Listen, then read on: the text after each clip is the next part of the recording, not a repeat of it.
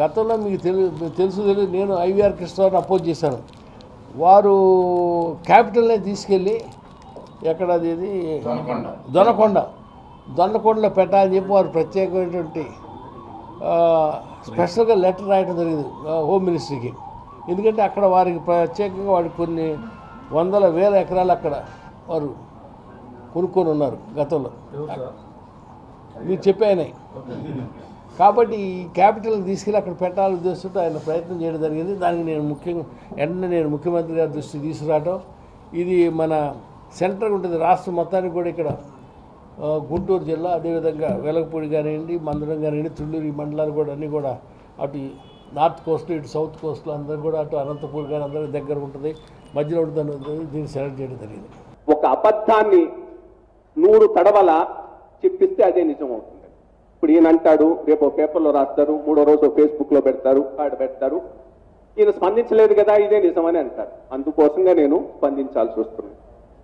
ఈయన ఈ మాట అనగానే నాకు గజేంద్ర మోక్షం గుర్తుకొచ్చింది.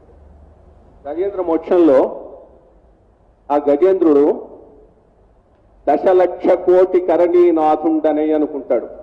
ఎంతంటే 10 లక్షల కోట్ల భార్యలు కలిగినటువంటి గజేంద్రుడు. తెలుగు టీచర్ ఇది ఒక క్లాస్లో టీచ్ చేస్తూ ఉన్నాడు.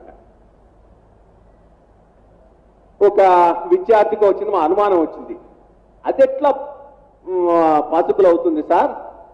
10 లక్షల కోట్ల భార్యలు ఉండేటటువంటి ఏనుగురాజు ఏదైనా ఉంటుంది అని అంటే, తెలుగు మాస్టర్ పెద్దగా కూర్చొని నీకు తెలియదు, ఆయన కవి గారు ఒక్క భార్య లేకపోయినా 10 లక్షల కోట్ల భార్యలను కల్పించుకునేటటువంటి అధికారం ఆ కవి గారికి ఉన్నది అని తెలుగు మాస్టర్ చెప్పాడు.